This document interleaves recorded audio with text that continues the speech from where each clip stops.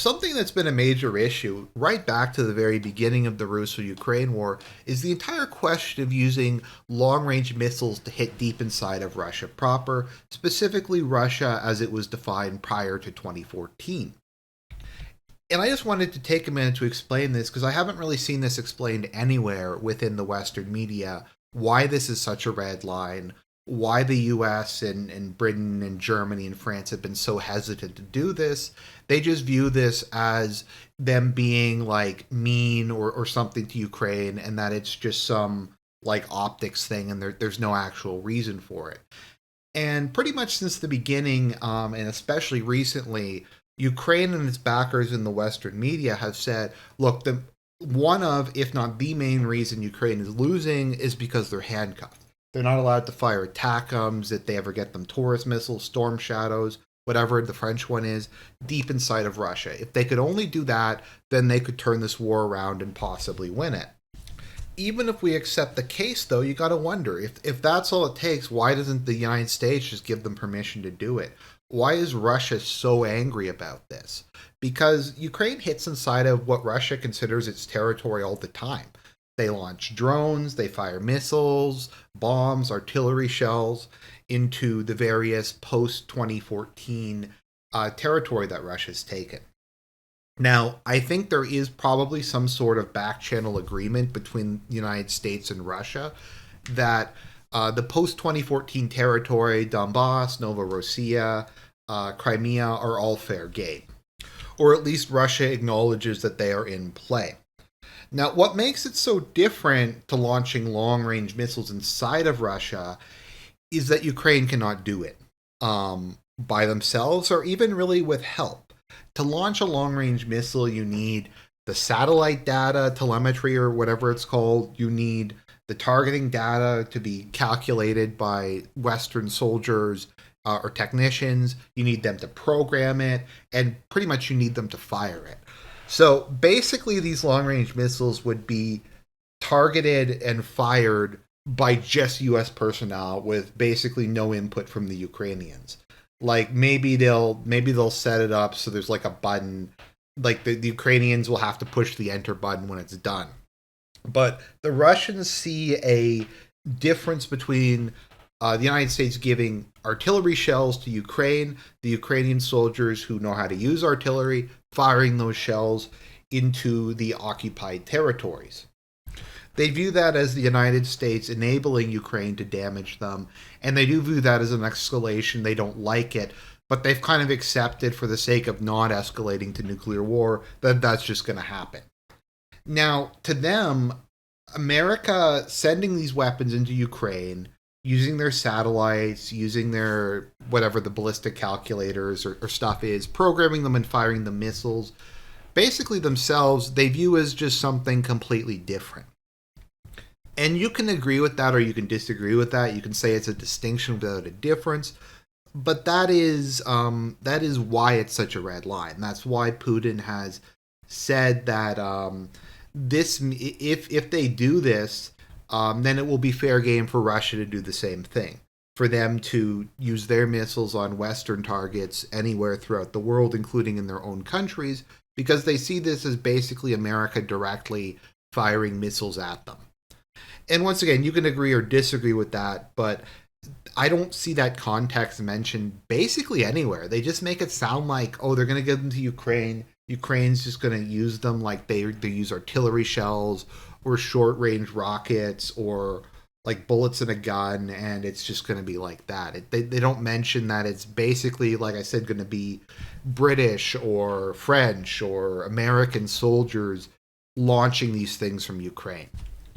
And of course, the question is, maybe let's just talk a bit about the whole moral question. I mean, isn't it Russia crying crocodile tears when they're bombing every single part of Ukraine, including Western Ukraine, on almost a daily basis?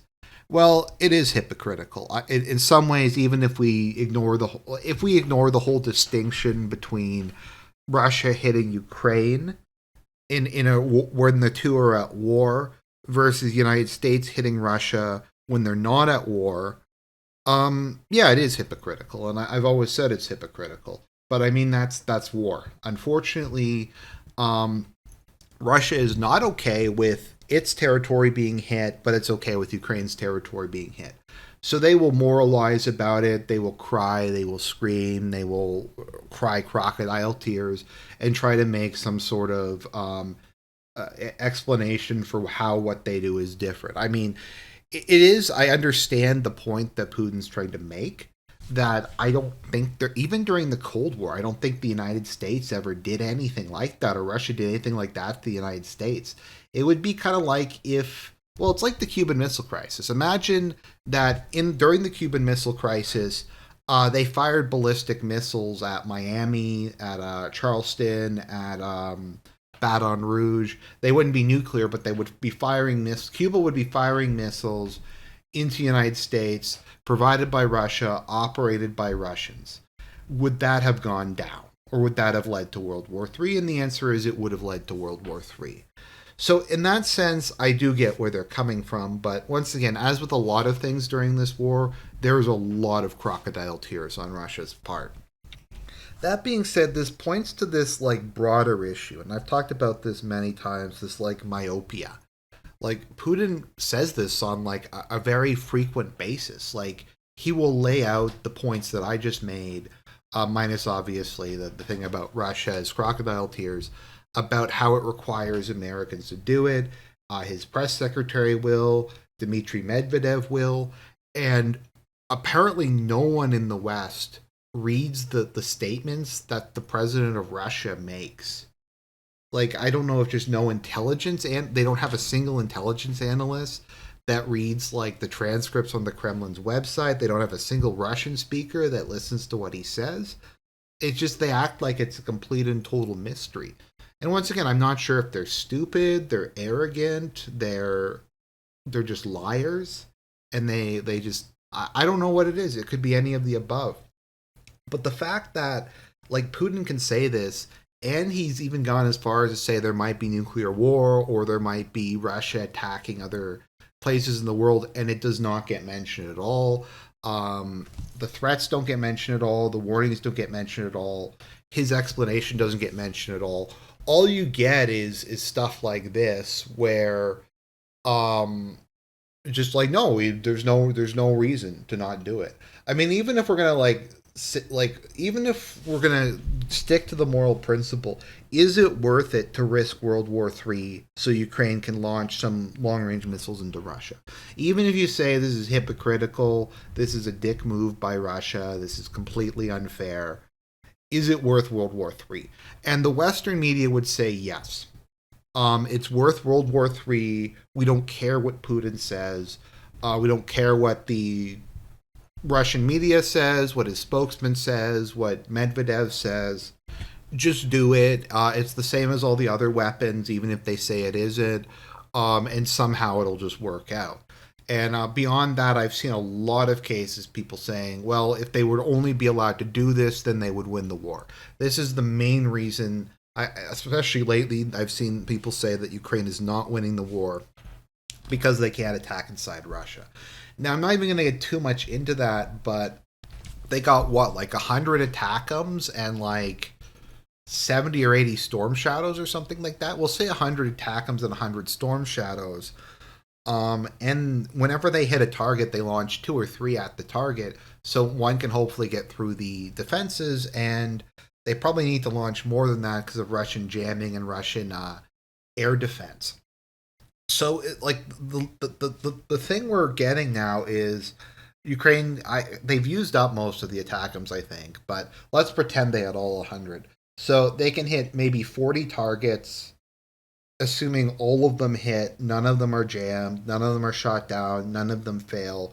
So if they could only hit 40 targets inside of Russia proper, then that would change the war somehow. That would completely switch things around, which just seems kind of bizarre to me. Russia is by far the largest country on earth. Um, I don't know.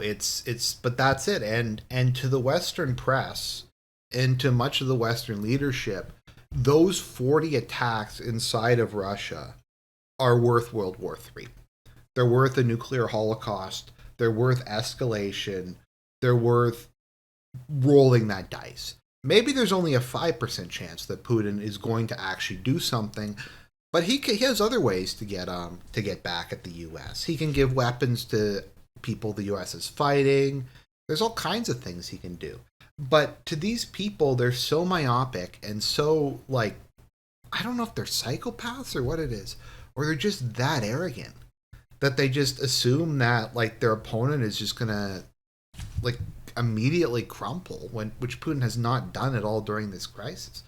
So once again, it doesn't even necessarily matter who you think is right, who you think is wrong. If you're pro-Russia, you're pro-Ukraine. The reality of the situation is, to the Russians, this is different. To the Russians, this is a red line. And if they do this, it has a chance of making things a lot worse. Now, do I think Putin's going to start World War III? No, I don't. It's probably very unlikely. But for basically like nothing, like a couple strikes, maybe they hit an oil refinery, like who even cares inside of Russia? They're going to risk World War III. Even if it's a 1% chance, I don't really get why this matters. Like, why is that this important? That the Western media is like, we're willing to take nukes to the face, we're willing for the world to be destroyed so Ukraine can launch like 30, 40 attacks inside of Russia proper. And these are the people who lead us, and these are the people who make the decisions, and they're just, well, they're just nuts.